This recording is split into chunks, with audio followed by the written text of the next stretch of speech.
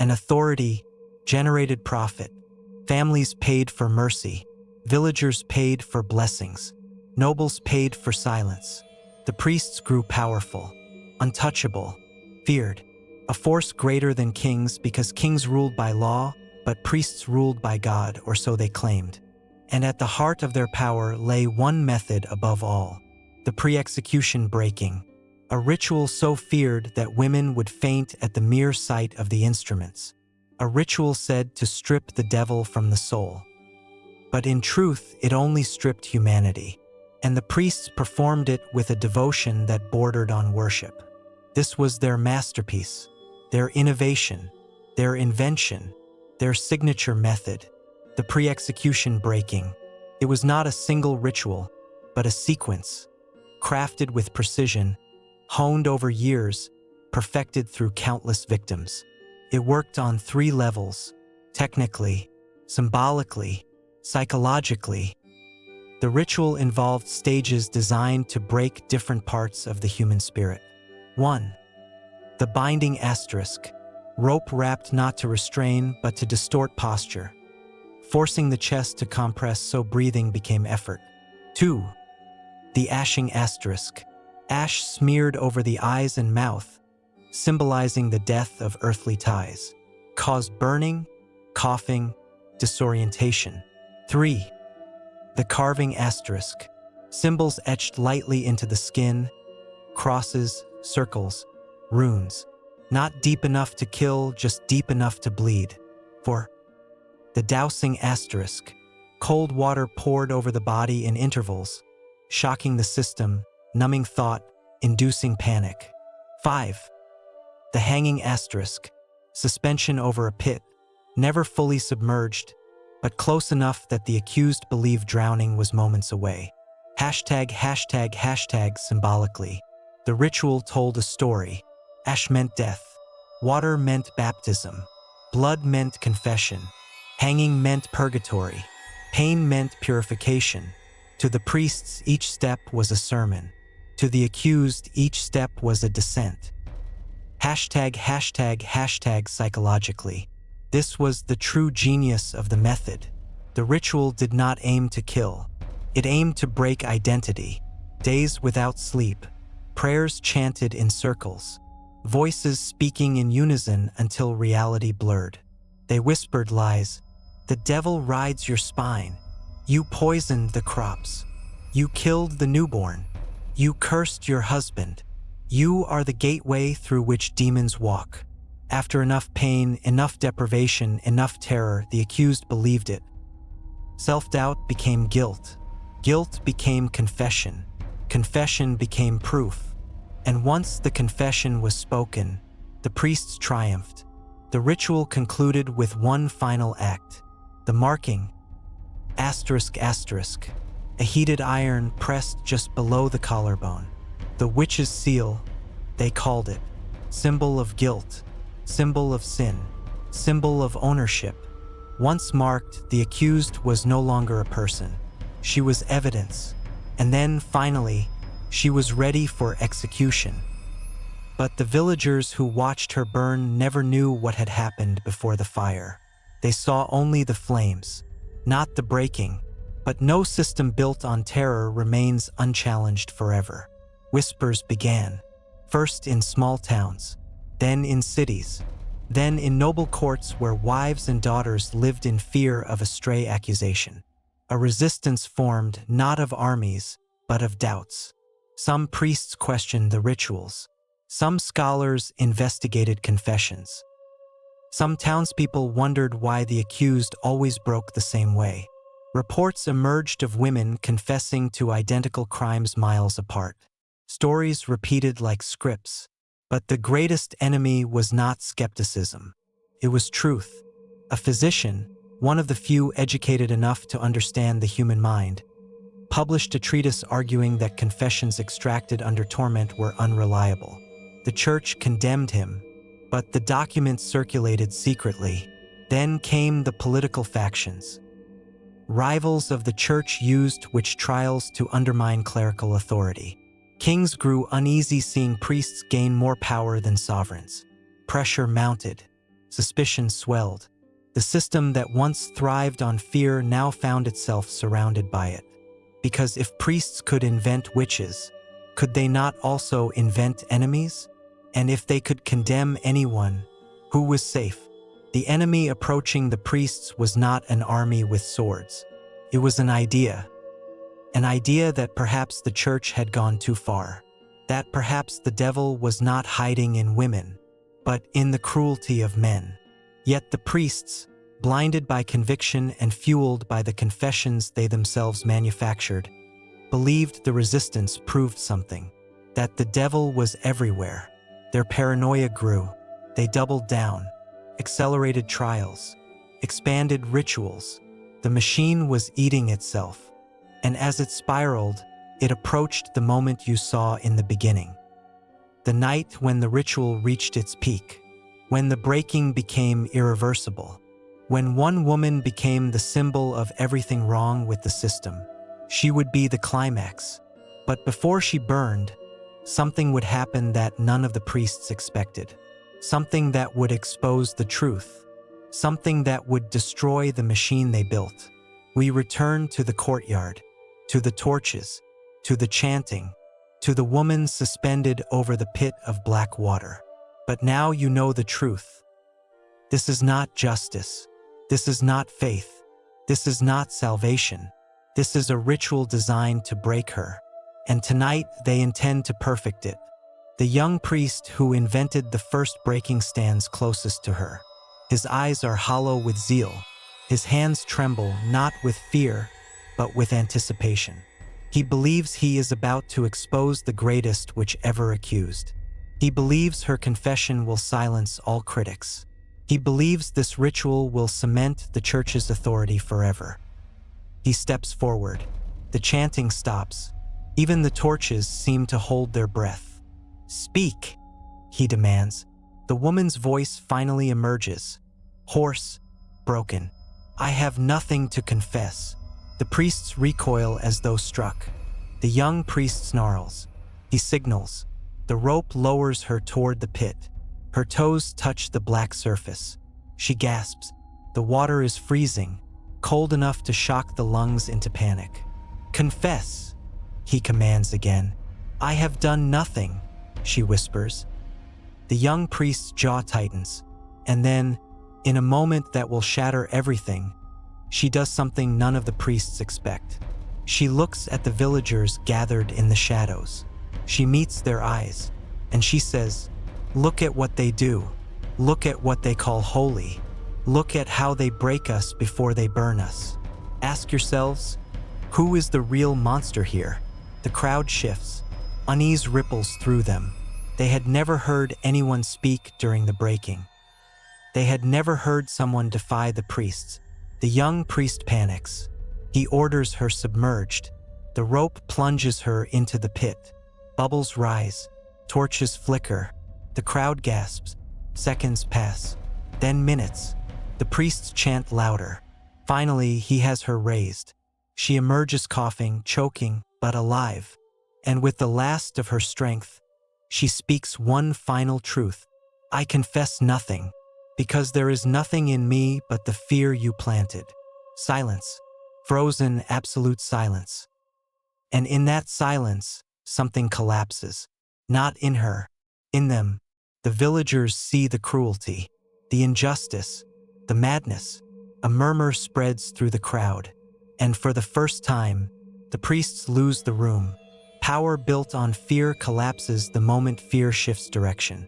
The villagers begin stepping backward. Priests call for order, but their voices crack with uncertainty. A noblewoman whispers to her husband. A blacksmith mutters under his breath. Mothers pull their children close. And then one voice rises from the crowd. "This is not God's work. It is quiet, but it is enough."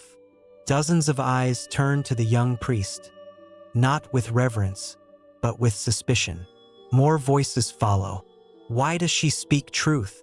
Why does she not confess? What have you done to her? What have you done to all of them? The priests panic. They shout. They threaten. They wave holy relics. But the spell has broken. Once doubt infects a crowd, it spreads faster than any plague. The villagers push forward not to save her, but to see her, to witness the marks carved into her skin, to see the rope burns, to see the bruises. The truth is undeniable. The church had not exposed witches. They had created them, and as realization spreads, so does rage. The priests retreat toward the chapel. The young priest stumbles, his confidence shattered. He shouts that the devil has deceived them, that the woman is bewitching the crowd. But no one listens. His power evaporates. His authority crumbles. His rituals turn to ash. Within weeks, accusations against priests begin to surface. Where once they condemned others, now they are condemned. Some flee. Some are arrested. Some are quietly executed to appease the public. The system collapses from the inside out. Records are destroyed. Instruments melted. Rituals forbidden. The breaking ends. But the damage endures, because thousands had already been lost, thousands broken, thousands burned. And the woman, the one who defied them, became a symbol not of witchcraft, but of truth spoken through broken breath. The young priest, history forgets his name. He becomes another shadow swallowed by the shame of an era undone. But his work, his rituals, survive only in whispered stories. Stories of what happens when faith becomes fanaticism. History remembers witches as women who consorted with demons. But the truth is far darker. They were women who lived in a world ruled by fear. Women caught in the crossfire of power. Women punished for knowledge, for independence, for misfortune, for existing in the wrong place at the wrong time. The real horror wasn't magic. It was what humans did in the name of fighting it. It was the rituals, the cruelty, the breaking. It was the belief that pain could purify, that fear could save, that suffering was sacred. The legacy of the medieval witch hunts is not merely the number of victims. It is the reminder that societies can be taught to fear their own people, that authority can twist faith, that good intentions can rot into atrocities, that ordinary men can become monsters when they believe righteousness justifies cruelty. History remembers the witches as cursed. But the truth is this: it was the priests who were damned. Asterisk asterisk. Not by demons, not by witches, but by the echoes of their own actions. The world still carries those echoes. Every time a woman is blamed for misfortune, every time fear is used to control, every time power hides behind righteousness, the past warns us, monsters are real, but they do not always hide in forests or shadows. Sometimes they wear robes. Sometimes they hold scripture. Sometimes they whisper prayers before they break you. The story you have heard tonight is not about witches. It is about the system that needed them, about the rituals that created them, about the horrors humans justify when they believe they are right, and about the courage of one woman, broken, bleeding, drowning in terror, who whispered truth into the night and shattered the spell of fear. Her name is forgotten. Her voice is not. Listen closely. You can still hear it. Who is the real monster here? The world answered, and everything changed. They say the devil speaks in whispers.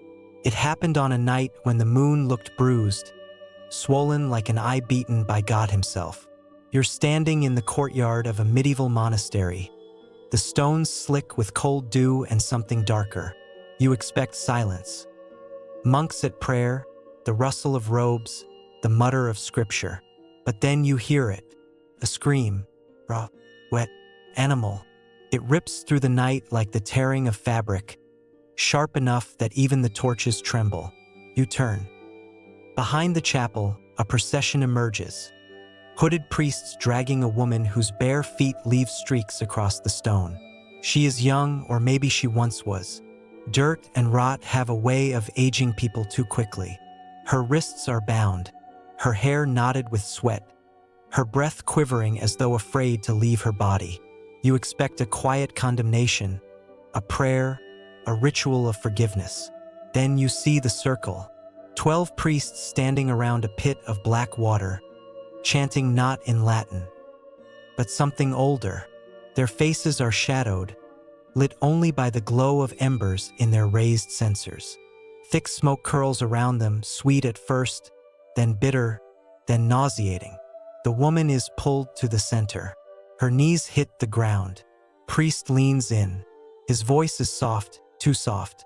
You can't hear the words, but whatever he says makes her shudder violently. Another scream blooms in her throat, but she chokes it back. She knows screaming won't save her. Then you see it, the table. Not a table for mass, not a table for scripture, a table of instruments, iron hooks, wooden wedges, a bowl of ash, a rope coiled like a sleeping serpent, a blade, not sharp, but ragged at its edges, as if forged from someone's broken teeth. Your breath freezes. They begin with the ash. 2 priests smear it over her eyes, muttering that ashes blind the devil within her. She trembles but says nothing. Then they lift her chin, and the blade descends. You think they mean to cut her, but no. They are carving symbols.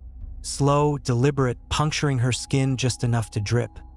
It is not blood they want, but confession.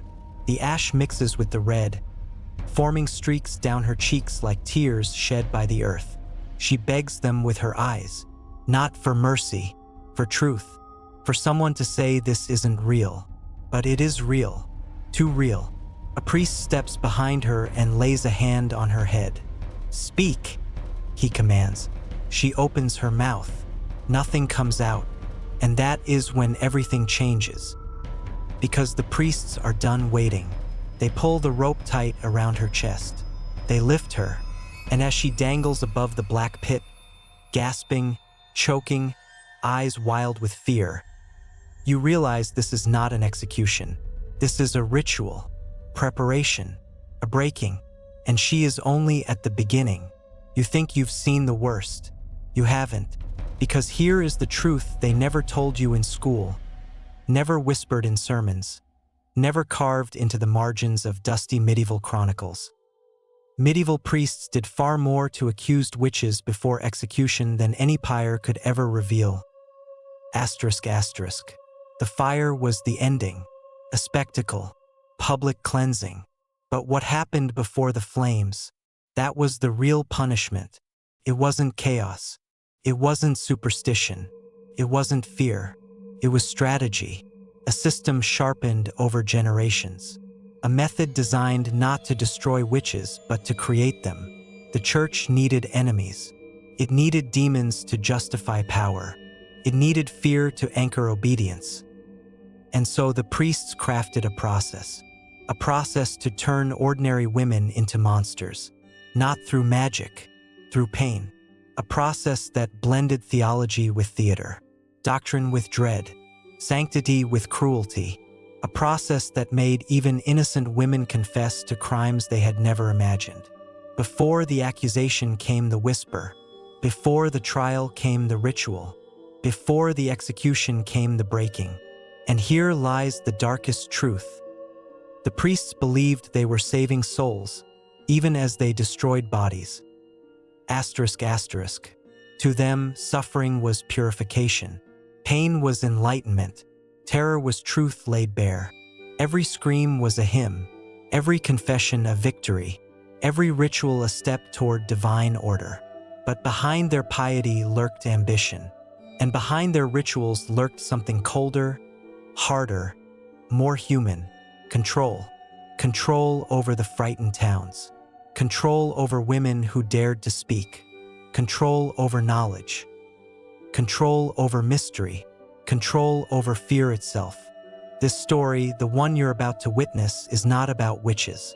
It is about the machinery that invented them. It is about the priests who believed themselves warriors of God, yet used methods no angel would ever sanction. It is about the moment when faith twisted into fanaticism, when mercy curdled into torment, when the line between holiness and horror thinned to a thread. The woman you saw dangling over the pit, she is not alone. Her story is the story of thousands. Mothers, widows, healers, midwives, outcasts, anyone inconvenient, anyone different, anyone who whispered truths too sharp for the world to hold. Remember your discomfort. Remember that sick churn in your stomach. Because by the end of this journey, you will not only understand what happened to her, you will understand why it happened and why humanity allowed it. This is not a tale of monsters. It is a tale of men who believed they were righteous. And that is always more terrifying. Before the pyres, before the trials, before the word, which turned poisonous, there was fear. Fear of things people couldn't name. Fear of sickness. Fear of hunger. Fear of women who knew herbs better than priests. Fear of midwives who could coax life or death from the womb. Fear of knowledge the church could not control. It began subtly, a failed harvest, a plague creeping through villages like a shadow with a sickle. A stillborn child in a town where every life mattered. People wanted answers, and when nature refused to speak, they turned to the church. The church needed authority. Authority needed an enemy. They found one. Not in armies, not in kings, not in heretics with banners and swords, but in women, particularly women who lived on the edges of towns, women who brewed tinctures in clay jars, women who could predict weather better than bishops, women who stitched wounds cleaner than monks, women who didn't bow when spoken to. The first accusations were small. A cow dried up, a child got fever, a storm ruined the crops. Someone whispered a name. Priest listened. A seed was planted. And from that seed grew something monstrous. At first, priests were uncertain. How does one interrogate something invisible? How does one test for sin that isn't written? The answer came from older traditions. Roman punishments, pagan rituals repurposed, superstitions wrapped in scripture like poison in honey. A pinch of Roman legalism, a sprinkle of Greek superstition, a flood of biblical fear. The result was a system that claimed divine authority but was stitched together from desperation and imagination. A system where the accused were guilty the moment someone pointed. A system where priests became both judges and executioners. And as this system grew, so did its appetite. Priests realized something. A confession was more powerful than an accusation. A confession proved the devil was near. A confession justified harsher laws. A confession made the church indispensable. But confessions didn't come easily, so the priests sought methods. Methods to break the mind without killing the body. Methods to extract truth or fabricate it. They turned to sensory deprivation, to cold cells, to chanting meant to disorient the spirit, to rituals designed to blur the line between dreams and reality. And then, finally, they turned to pain. Not wild, frantic pain. Not uncontrolled torture. Methodical pain. Asterisk, asterisk. Calibrated. Measured. Purposeful. Pain shaped to feel holy. Pain disguised as salvation. This was not the madness of mobs. This was the machinery of men who believed suffering could reveal God's secrets. And once they saw it worked, once women began confessing, the machine began to grow. And it would not stop. Not for a generation. Not for a century. Not until flames had devoured enough flesh to choke heaven itself. There is always a moment when a system tips. When fear becomes frenzy. When superstition becomes weapon. For the priests, that moment came during a winter so cold it cracked stone. The year was marked by omens. Cattle dying in fields. Children wasting away. A comet streaking across the sky like a wound bleeding light. Villagers demanded answers. A council of priests convened inside an iron-cold monastery. Men with frostbitten fingers clutching staves, their breaths rising like ghostly prayers. They spoke of divine punishment, of rot in the soul of their lands, of the devil walking among them. And then one priest, young, fervent, trembling with zeal, stood and said, "The devil hides in flesh, and flesh can be opened." He proposed something radical, a ritual not to purify, but to expose.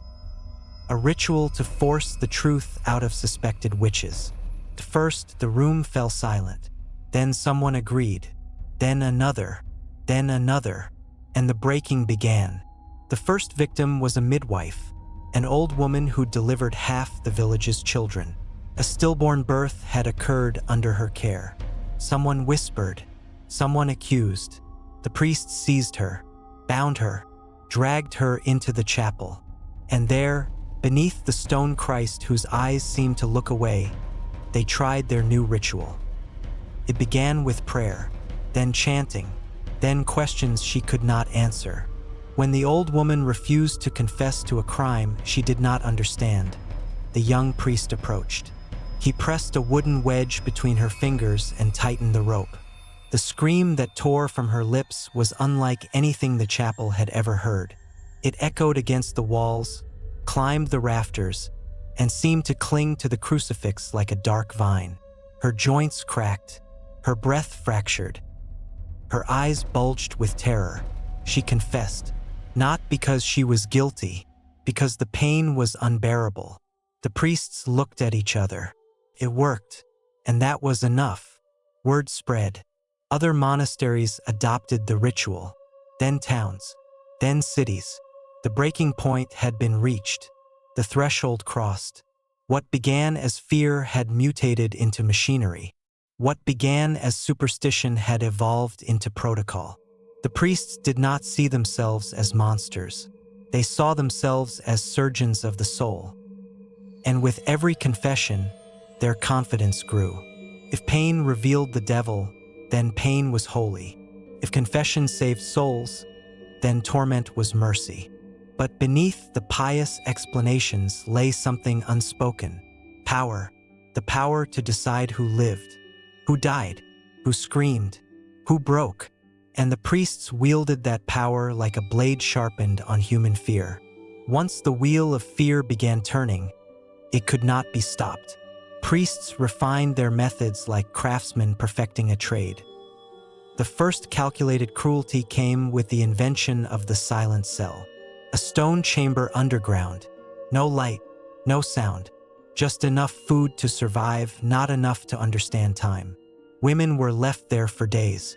When they emerged, they were disoriented, pliable, ready to believe anything whispered to them. Then came the first political victory. A nobleman's wife was accused, an inconvenience in a marriage arranged for power. The priests were summoned. They applied their methods. She confessed within hours. Her confession validated the church's authority. Nobles bowed. Commoners trembled. Then came the first public message. A sermon delivered across dozens of towns. The devil walks among us disguised as ordinary women. But fear not. We have been given the tools to expose him. Attendance in churches swelled. Donation boxes overflowed. The church had found its currency. Terror. The first rival eliminated was not a woman, but a priest. An older cleric had spoken against the rituals, called them barbaric, warned that the church was slipping into sin. He was found guilty of shielding witches. They dragged him through the streets, stripped of his robes, and left him to rot at the monastery gate. After that, no one questioned the new order, and so the priests continued perfecting their craft. Some mastered interrogation techniques that left no marks. Others became experts in psychological torment, whispering lies until the accused believed them. A few developed ritualistic sequences: cold water, hot irons held near but never touching, holy relics pressed against the skin until blisters formed. All justified, all sanctified, all applauded. By now, the system had become something more than fear. It was an industry. Accusations generated trials. Trials generated confessions. Confessions generated executions. Executions generated authority.